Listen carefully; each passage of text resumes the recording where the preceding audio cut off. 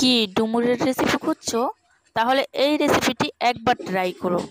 এইভাবে রান্না করলে ডুমুর খাচ্ছ না মাংস খাচ্ছ বুঝতেই পারবে না।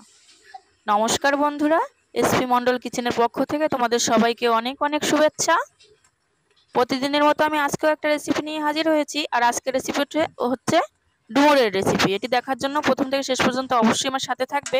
তো আমি এখানে কিন্তু অনেকগুলো ডুমুর নিয়ে নিয়েছি, এগুলো কিন্তু কেটে নিতে হবে।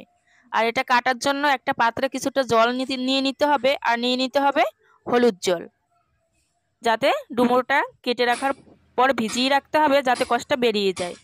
তো দেখো এখানে কিন্তু সব ডুমুরগুলো আমি কেটে নিয়েছি, 5 থেকে 4 টুকরো করে কেটে নিয়েছি, আর ভিতরের যে দানাগুলো আছে ওইগুলো ফেলে দিয়েছি। আর ডুমুরগুলো কিন্তু ভিজিয়ে রেখেছি 30 মিনিটের মতো, আর 30 মিনিটের মতো কিন্তু ভিজিয়ে নিতে হবে যাতে ডুমুরের একটা কষ থাকে ওটা বেরিয়ে যায়। তো অনেকটাই কষ বেরিয়েছিল। এবারে ডুমুরগুলো খুব ভালো করে ধুয়ে নিতে হবে যতক্ষণ না পর্যন্ত স্বচ্ছ জলটা বের না হয়। আর দেখো ডুমুরগুলো কিন্তু খুব সুন্দর করে ধুয়ে নিয়েছি, এবারে সিদ্ধ করে নিতে হবে। আর এটা সিদ্ধ করার জন্য একটা পাত্রে দেখো আমি ডুমুরগুলো দিয়ে দিয়েছি কিছুটা জল দিয়ে, আর দিয়ে দিতে হবে সামান্য নুন এবং হলুদ।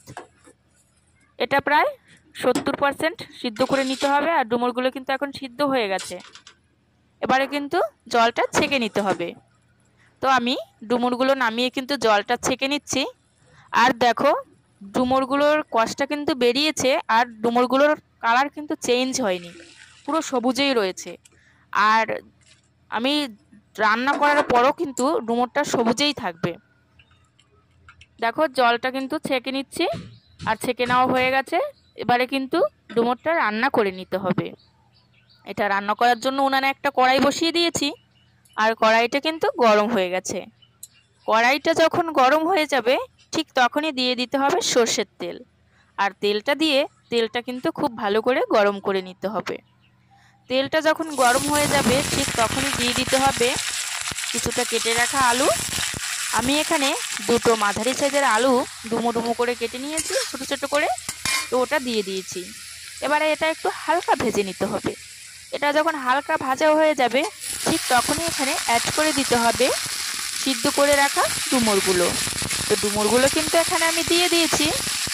এবারে কিন্তু একটু ভালো করে ভেজে নিতে হবে, আর এখানে কিছুটা নুন এবং হলুদ গুঁড়ো অ্যাড করে দিতে হবে। তো নুন এবং হলুদ গুঁড়োটা দিয়ে দেওয়া হয়ে গেছে।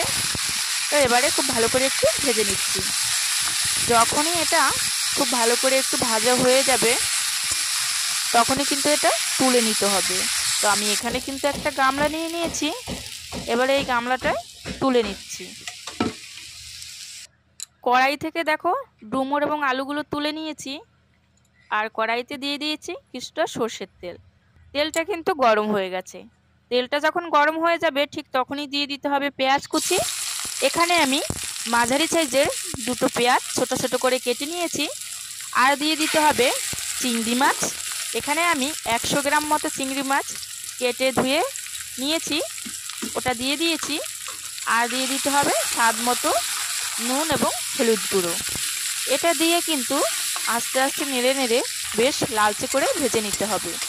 আর হ্যাঁ, এখানে কিন্তু চিংড়ি মাছের পরিমাণটা কম ছিল, যার জন্য আমি পেঁয়াজ এবং চিংড়ি মাছটা একসাথেই ভেজে নিচ্ছি। আর তোমাদের যদি চিংড়ি মাছের পরিমাণ বেশি থাকে তাহলে আলাদা করে ভেজে নিতে পারো। আর পেঁয়াজ এবং চিংড়ি মাছটা দেখো বেশ লালচে করে ভাজা হয়ে গেছে, আর ঠিক তখনই কিন্তু এখানে দিয়ে দিতে হবে স্বাদ মতো কাঁচা লঙ্কা। আর দিয়ে দিতে হবে আদা রসুন বাটা। এখানে আমি 2 চামচ মতো আদা রসুন বাটা দিয়ে দিয়েছি। এবারে কিন্তু আদা রসুনের কাঁচা গন্ধটা ছেড়ে যাওয়া না পর্যন্ত ভাজতে হবে। যখনই আদা রসুনের কাঁচা গন্ধটা ছেড়ে যাবে ঠিক তখনই কিন্তু এখানে কিছুটা ড্রাই মশলা অ্যাড করতে হবে। যেমন এখানে রয়েছে স্বাদ মতো নুন, হলুদ গুঁড়ো, জিরে গুঁড়ো, আর দিয়ে দিতে হবে ঝাল শুকনো লঙ্কার গুঁড়ো, ধনে গুঁড়ো। এটা দিয়ে কিন্তু আবার 1 মিনিট মতো নেড়ে নিতে হবে। গুঁড়ো মশলাটা দিয়ে 1 মিনিট মতো নেড়ে নেওয়ার পর এখানে কিন্তু দিয়ে দিতে হবে ভেজে রাখা ডুমুর এবং আলুগুলো। তো এগুলো আমি দিয়ে দিয়েছি। এবারে কিন্তু বেশ খানিকক্ষণ একটু কষিয়ে নিতে হবে। তো আমি কষিয়ে নিচ্ছি। যখনই এটা খুব ভালো করে কষানো হয়ে যাবে ঠিক তখনই কিন্তু এখানে গ্রেভির জন্য জল অ্যাড করে দিতে হবে। তো আমি এখানে একটা মগের 1 মগ জল নিয়ে নিয়েছি। এবারে কিন্তু এই জলটা দিয়ে দিচ্ছি। আর হ্যাঁ, এখানে যেহেতু আলুগুলো ভাজা রয়েছে এবং ডুমুরগুলোও কিন্তু সিদ্ধ করা রয়েছে বা আগে থেকে ভাজা রয়েছে, এজন্য এখানে বেশি জল অ্যাড করতে হবে না। এখানে এইটুকু জলেই যথেষ্ট। তো এগুলো দিয়ে দিয়েছি। এবারে কিন্তু খুব ভালো করে একটু ফুটিয়ে নিতে হবে। তোমরা যদি গ্যাসে করো তাহলে গ্যাসের পাওয়ারটা বাড়িয়ে রাখবে, আর যদি কাঠে করো তাহলে কাঠের আঁচটাও কিন্তু বাড়িয়ে রাখবে।